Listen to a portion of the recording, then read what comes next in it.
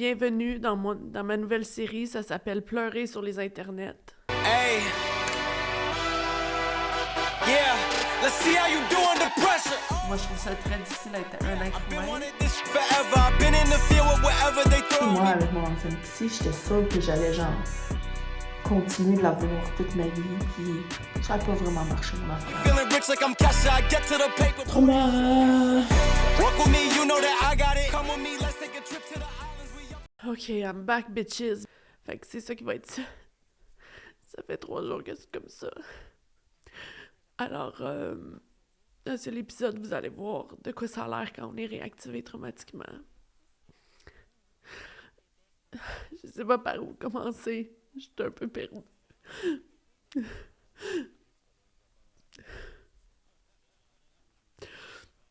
J'ai vraiment le cœur brisé. Il est arrivé une situation. C'est ça, c'est de la morve, c'est des larmes, c'est... Il est arrivé une situation où est-ce que je vais essayer de le raconter, mais je peux pas aller dans les détails parce que pour la protection de tout le monde, puis parce que là, je vais donner mon opinion, puis je vais dire comment je me sens par rapport à la situation, et que les autres personnes sont pas là pour se défendre, fait que ça serait pas fair de juste donner beaucoup de détails, mais en gros, on veut faire une formation avec Thierry, puis on a demandé à des gens de l'aide pour garder Simone, parce que ça va être la fin de semaine, puis on voulait pas, genre, avoir une gardienne que Simone elle connaît pas, parce qu'on voulait qu'elle soit le plus confortable dans le fait de se faire garder, puis on voulait que ça reste des gens qui l'aiment, puis qu'elle serait contente d'aller voir tout ça, puis on s'est comme faire fermer la porte en face. Puis moi, ça m'a réactivé traumatiquement. Parce que c'est tellement vulnérabilisant pour moi de demander de l'aide. Puis je me suis fait dire que comme je mettais trop de pression, puis comme plein de choses dans la situation qui me fait vraiment sentir mal. Parce que j'ai grandi avec des parents qui disaient que mes besoins étaient tout le temps trop grands, puis que j'en demandais trop, puis que il y avait jamais personne là pour m'aider. Fait que puis j'ai vraiment fait beaucoup d'efforts dans ma façon de les approcher, puis genre la façon que j'ai essayé d'organiser ça pour que ce soit genre ouvert à tout le monde, puis collaboratif, puis peut-être que je l'ai pas bien fait. Peut-être que c'est vrai qu'on en demande trop, parce que là, ça fait plusieurs personnes qui nous le disent, fait que visiblement, on en demande trop. Mais je sais pas comment faire dans la vie pour pas demander de l'aide aux gens. Parce que oui, genre, notre chien puis notre fille, c'est nous qui avons décidé de l'avoir, puis c'est 100% notre responsabilité, puis mon but, c'est pas de mettre la responsabilité sur le dos des autres, mais c'est juste que... Je sais pas, tout le monde dit tout le temps, ça prend un village. Mais qu'est-ce qu'on fait quand il n'y en a pas de village? Qu'est-ce qu'on fait quand on veut avancer dans la vie? On veut faire des choix qui sont difficiles. On veut, je sais pas, s'aider, aller dans le mouvement. Puis ça veut dire qu'il va falloir qu'on échappe des balles, puis on essaie d'échapper les balles avec le moins de conséquences possible, mais qu'il y a personne. Ça me fait vraiment sentir seule au monde. Je me sens vraiment, vraiment seule au monde, parce que je suis comme, il y a vraiment personne qui est là.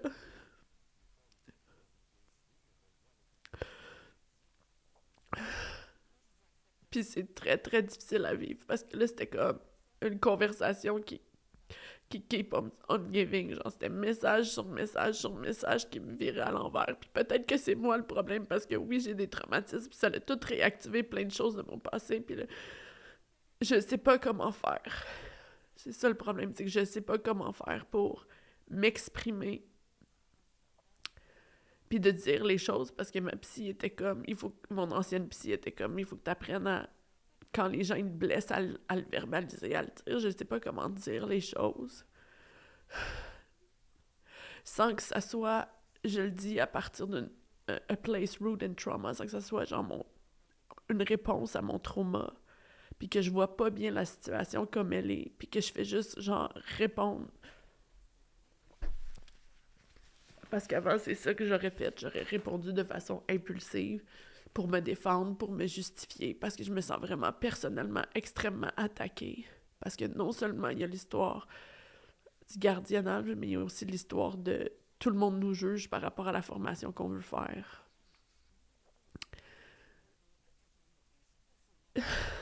Ça me fait sentir stupide. De vouloir faire ça, ça me fait sentir que je sens que je peux pas vraiment me fier à mon ressenti, puis mes instincts, puis mon propre jugement, parce que je me remets en question, puis je suis comme, est-ce que je fais la bonne affaire? Est-ce qu'ils ont raison? Est-ce que genre... Puis je me sens vraiment attaquée.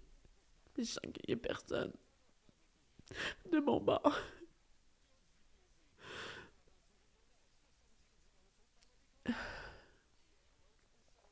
Je sais pas comment répondre à ça, parce que ça m'affecte vraiment.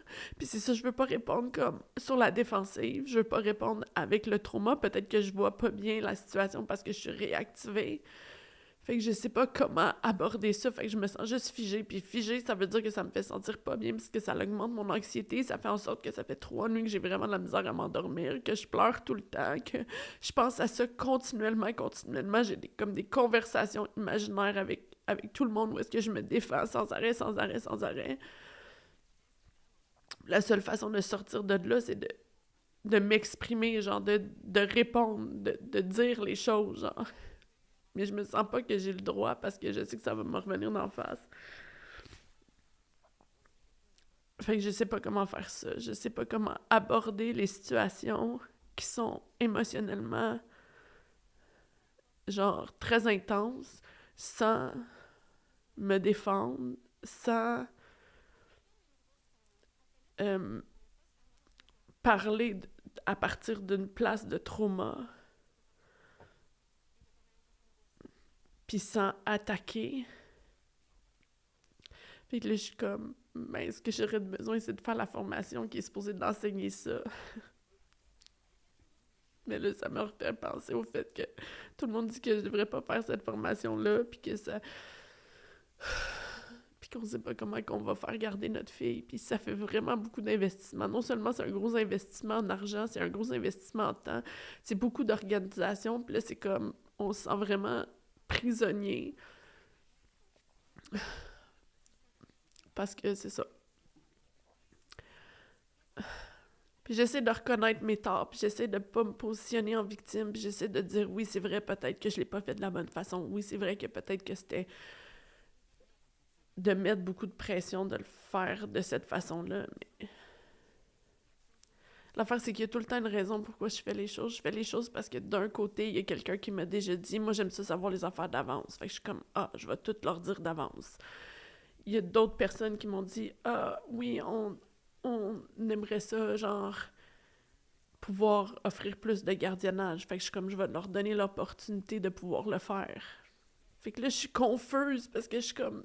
Puis là, il est arrivé des situations parce qu'il y a des gens qui se sentaient rejetés de situation. Fait que j'étais comme, je vais inclure tout le monde. Puis là, c'est comme, pourquoi tu nous inclus? Ça n'a pas rapport. Ça nous met full de pression. Fait que là, je suis comme, OK. Je sais littéralement pas comment faire les choses d'un côté et de l'autre. Puis là, je sais que jeudi prochain, ça semble vraiment loin. Faut que j'aille voir mon psy, puis j'ai tellement hâte d'y parler de ça, mais en même temps, j'ai honte parce que lui-même, il y avait des réticences par rapport à la formation. Fait que je le sais vraiment, vraiment pas. C'est vraiment dur.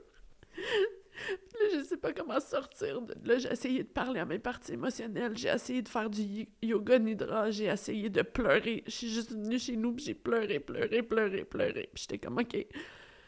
Mais là, c'est comme, il y a une couche que je pleure. Puis là, il y a un autre message dans la conversation. Puis là, je pleure encore plus. Puis là, il y a un autre message qui arrive plus tard. Puis là, à chaque fois qu'on dirait que j'arrive à me calmer, comme une autre couche qui arrive. J'arrive pas à m'en déçue. Puis là, Thierry était comme, t'es sûr que c'est une bonne idée de filmer une vidéo en ce moment? Puis je suis comme, mais j'ai pas le choix, je vais pas faire les projets qui sont importants pour moi. Ce projet-là est vraiment important pour moi. Puis le but, c'est genre de montrer les affaires telles quelles, puis tout ça. Fait que je peux pas juste pas faire le projet qui est important pour moi parce qu'il y a des gens qui m'ont fait de la peine. Tu sais, faut que je le fasse pareil. Même si ça me tente pas d'être la fille qui pleure sur Internet parce que, genre, j'ai donc ben de la misère avec ma vie comme facile de privilégiée de personnes tellement privilégiée, puis c'est comme, c'est mon problème, c'est ma responsabilité, ma fille, c'est ma responsabilité, je devrais pas avoir à demander d'aide à personne. Mais c'est juste que ça me fait sentir vraiment mal. Ça me fait vraiment de la peine, ça me fait sentir... C'est ça, ça réactive l'enfant qui sentait que ses besoins puis ses demandes étaient valides, puis que on balayait tout le temps du revers de la main. Ça réactive cette espèce de solitude viscérale que j'ai de toujours sentir qu'il y avait personne qui était là pour moi. Parce que, tu sais, si quelqu'un que j'aime... Je pars de la prémisse, puis peut-être que je suis dans l'erreur de faire ça comme ça, mais je pars de la prémisse que si quelqu'un que j'aime qui me dit « Écoute, il y a un projet que c'est vraiment important pour moi, je sais que tu seras pas d'accord parce que c'est peut-être genre faire la politique, puis c'est un parti que t'es pas d'accord avec, mais c'est important pour moi, puis j'ai vraiment envie de faire ça, puis à cause de ça, j'aurais besoin que tu m'aides à garder mes enfants, ou genre... que tu m'aides avec telle affaire. Mais c'est sûr que je vais tout faire ce qui est en mon possible pour le faire. Mais peut-être que c'est pas vrai, peut-être que dans la réalité des choses, je serais juste comme « Ah, cette personne-là me fait chier avec ses demandes. » Mais j'ai pas l'impression. J'ai vraiment l'impression que on a été souvent là pour les gens, puis là, en même temps, ça dénote beaucoup d'agréabilité, puis ça réactive la Laurence en moi qui est comme... Puis c'est comme beaucoup de parties émotionnelles qui sont impliquées là-dedans, parce que c'est comme toute ma vie où je pensais que ma seule valeur en relation, c'était d'être là pour les autres, puis de me mettre disponible, puis que plus j'étais disponible pour les autres, puis plus j'étais prête à les aider, puis à les écouter, puis à les sauver, même s'il y en avait rien à foutre de mon aide ou d'être sauvée ou whatever, plus j'allais faire ça, plus que j'allais avoir de la valeur dans la relation, puis plus que j'allais être aimée en retour. Mais en même temps, peut-être que les fois où ils ont... Parce qu'il y a un problème avec demander de l'aide qui est... Voici le problème avec demander de l'aide. C'est que tous les psychologues puis tout le monde est comme « Il faut apprendre à demander de l'aide, il faut apprendre à demander de l'aide. » Mais c'est que pourquoi on le fait pas à la base, c'est parce qu'on n'aime pas ça se faire dire non. Mais que personne dit... ça va faire mal de demander de l'aide. Parce que si tu demandes de l'aide, ça se peut que les gens à qui tu demandes de l'aide, ils disent non, puis ça va faire mal en tabarnak. De un. De deux, ça se peut que l'aide que tu demandes, la personne qui voulait t'aider, c'est pas l'aide qu'elle voulait te donner. Genre, l'aide que tu as besoin, c'est pas l'aide qu'elle était prête à te donner. Puis que je pense qu'il y a beaucoup de moments dans ma vie, c'est peut-être le karma, je sais pas, mais il y a beaucoup de moments dans ma vie où j'offrais de l'aide sans que la personne l'ait demandé, en pensant que c'est ça que la personne avait de besoin, mais dans le fond, c'était pas ça qu'elle avait de besoin. Mais là, c'est qu'on essaie, tu sais, on essaie donc justement, pour pas avoir la confusion, on essaie d'être clair sur c'est ça qu'on aurait de besoin. Mais les gens sont pas toujours... Puis ça me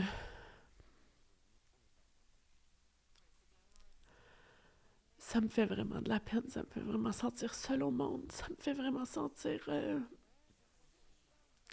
Puis là, c'est sûrement genre la fusion avec ma fille, mais ça fait vraiment quand même sentir que genre... Simone n'est pas si importante pour ces gens-là.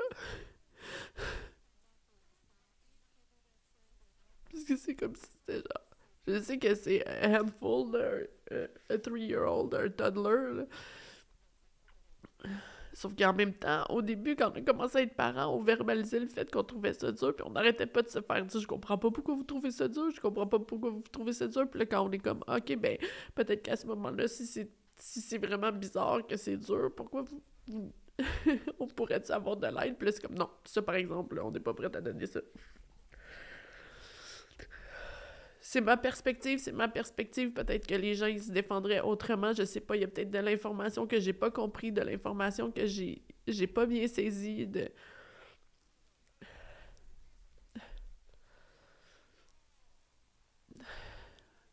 Mais j'ai vraiment juste tout le temps envie de pleurer, puis genre, je me sens comme à l'intérieur de moi tellement anxieuse, puis tellement impuissante. Parce que je comme si on peut pas se sentir entouré, puis genre soutenu par un réseau de soutien. Genre, ça sert à quoi? On va aller le chercher où, genre? Puis peut-être que je suis dans l'erreur, peut-être que je le vois pas correctement. Parce que ça va être plein de moi qui se mouche, puis de larmes, puis de... C'est ça que ça a l'air. C'est ça que ça a l'air d'être réactivé traumatiquement. Puis c'est par des affaires quotidiennes qui se passent, qui réactivent quelque chose chez moi. Puis en partie, la situation me blesse, parce que je pense que si j'étais pas réactivée traumatiquement, je serais blessée par la situation. Mais je serais pas dans cet état de détresse avancé. C'est-à-dire, je pense que je serais comme « Ouh, ça me fait mal. » Je pense que s'il y avait pas tout l'aspect trauma qui me réactive puis qui me fait sentir vraiment, vraiment seule au monde, je ferais comme « Ah, intéressant, ça c'est des gens à qui il faut pas demander d'aide. » Parce que ça, je pense que c'est la réponse santé, healthy, genre, à la situation, c'est de reconnaître « Oh, je pense que genre ces gens-là, faut pas... » Parce que c'est pas la première fois qu'il arrive ce genre de situation-là, donc c'est un peu moi aussi qui...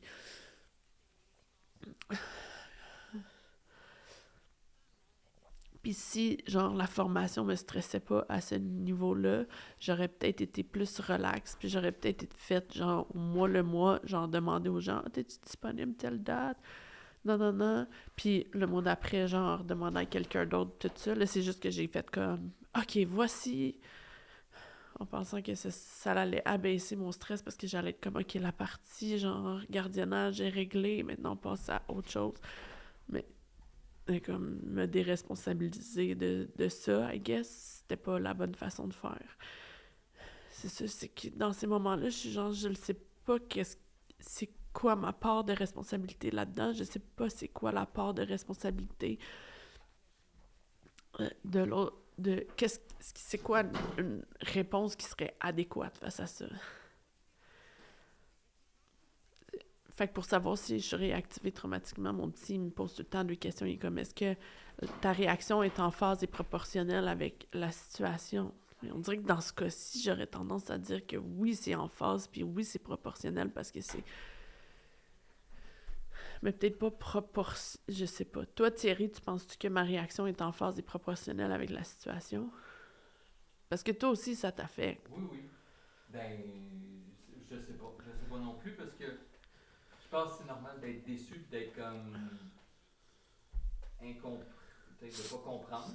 Puis de se sentir incompris. De se sentir incompris, mais je pense que tous les deux, effectivement, on a du traumatisme par rapport à ça. Puis que, à mon avis, on réagit plus que quelqu'un d'autre.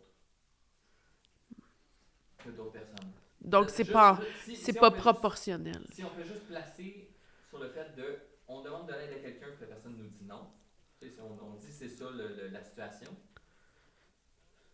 à mon avis, on a une réponse proportionnée par rapport à ça. Juste se faire dire non à demander de l'aide. Ouais. Parce que ça vient chercher sur des blessures. Oui. Puis c'est comme si, moi j'ai l'impression que j'ai tendance à demander plus pour compenser pour les manques que j'ai eus dans le passé. Fait que c'est comme, viens réparer ce qui a été brisé par le passé. Là, je te donne l'opportunité de... tout réparer. Fait que là, t'es mieux là, d'être au rendez-vous. Là. Oui. Sinon, moi, c'est ça.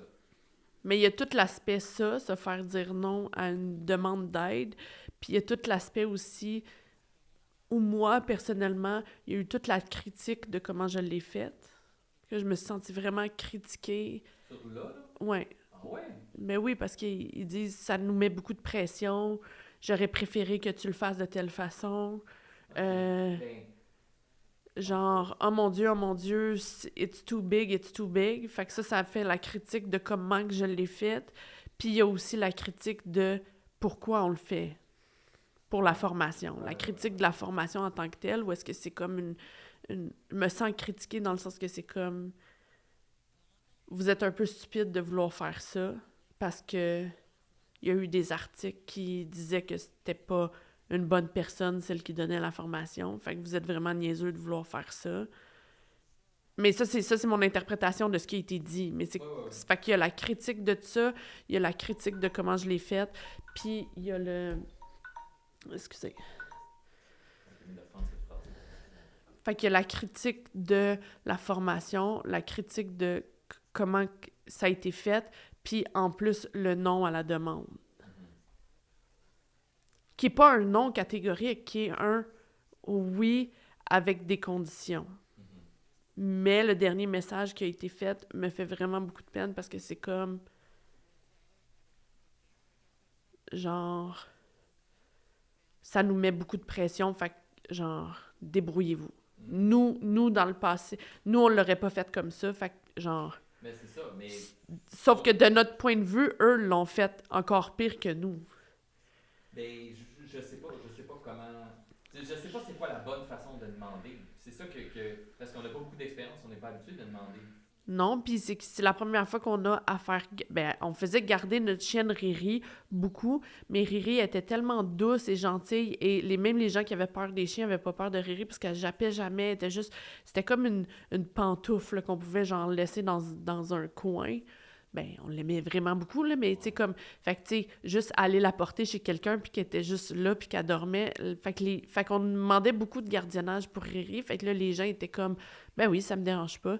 Après ça, quand Bookie est arrivé, là, on demandait du gardiennage pour Bookie, puis là, c'était comme... Wow, là, ça, c'est ben trop, parce que c'est un jeune chiot, parce qu'il gruge tout, il jappe, il saute, il fait peur à tout le monde.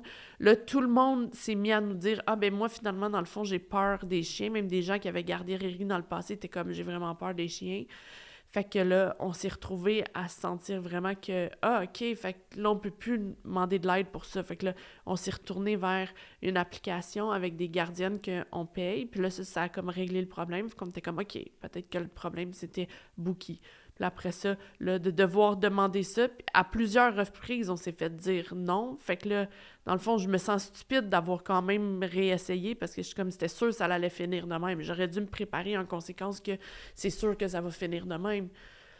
Fait que là, c'est moi qui sens un peu niaiseuse par rapport à ça, mais c'est que, tu sais, admettons, à l'époque de mes parents, mais tu sais, quand tes parents, toi, quand t'étais jeune, Thierry, tes parents avaient leurs parents, mais en tout cas, il y avait des grands-parents où il y avait des oncles et tantes qui gardaient. Puis après ça, ton frère qui est plus vieux, il y avait ses deux parents, fait que ce que tu me racontais, ils débarquaient avec leurs enfants chez les grands-parents, puis ils étaient comme... Je pense pas que ça vaille la peine de raconter ça dans la vidéo. Mais si tu veux en parler, vas-y. Mais je fais juste donner un exemple. Moi, je n'étais pas là. Moi, je fais juste dire qu'est-ce que toi, tu m'as raconté. Tu m'as raconté que c'est arrivé. Peut-être qu'à un moment donné, ils se sont fait dire « Hey, wow, c'est assez », puis là, ils ont arrêté de le faire. Je pense que mes parents ont dû mettre des limites. Mais... Fait que c'est quoi la correcte façon de demander de l'aide puis d'en recevoir au final? C'est ça que je sais pas, parce que toi, ta mère est décédée. Moi, ma mère, c'est sûr, ma mère et mon père, on peut pas laisser Simone tout seul avec eux parce qu'ils sont vraiment irresponsables, puis ça serait vraiment irresponsable de nous de les laisser tout seul avec les grands-parents. Puis ton père est assez âgé, puis il y a des ennuis de santé, puis tout ça, fait que pour lui, c'est comme pas possible. Fait qu'on est supposé demander à qui? C'est ça. Faut trouver une autre solution. Faut qu'on se débrouille. Trouver une gardienne? Ça serait trouver une gardienne qu'on... I guess comme le chien, c'est-à-dire si on utilise des services qui sont genre payants. J'imagine, mais c'est où la faire garder? Peut-être chez les voisins, mais c'est peut-être beaucoup leur demander. Je vais en parler à la voisine parce que elle voulait que son fils... Apprenne à garder. Oui. Okay. Fait que c'était comme... J'ai pensé... En tout cas... Mais bref, ce que je veux dire, c'est que si vous avez des idées, écrivez-les dans les commentaires aussi. Genre, vous avez une perspective autre, peut-être que j'ai pas vue, ou si ça vous arrive, vous aussi, de vous retrouver dans une situation où est-ce que... c'est vraiment difficile de se faire sentir qu'on demande trop. Parce que, mettons, mes deux psys étaient d'accord sur le fait que, un peu ce qu'ils disaient, c'est toi, tu demandais pas trop, c'est tes parents qui étaient pas capables. Fait que c'est un peu difficile de naviguer dans la vie quand tes demandes étaient valides, mais le fait que les gens sont pas capables de le donner, ça aussi, c'est valide. Les deux points de vue sont valides. C'est valide, quand tu demandes de l'aide à quelqu'un, c'est valide pour l'autre personne d'avoir la liberté de dire « non, merci, ça m'intéresse pas » ou juste dire non carrément, c'est tout. Mais, OK, fait que les deux sont valides. Mais là, on fait quoi avec ça? Comment qu'on navigue ça, genre? Pour pas finir complètement épuisé puis en burn-out familial. C'est pas notre situation, mais je veux dire, ça peut être une situation qui arrive, des gens qui sont vraiment, vraiment en détresse, qui ont besoin d'aide. Comment ils font pour aller chercher de l'aide ou du support quand les gens qui l'entourent, qui seraient comme en posture de support, ne sont pas capables de leur donner ce qu'eux demandent. Qu'est-ce qu'on fait avec ça? OK, la caméra va fermer, fait que je vais arriver. C'est ça que tu voulais dire avec tes dents? Il reste pas beaucoup de temps. OK. Fait que je vais arrêter là. Merci de m'avoir écouté dans mon trauma, puis dans mon... Je vais continuer d'aller... Je vais aller dans le coin pleurer encore parce que j'ai encore des larmes.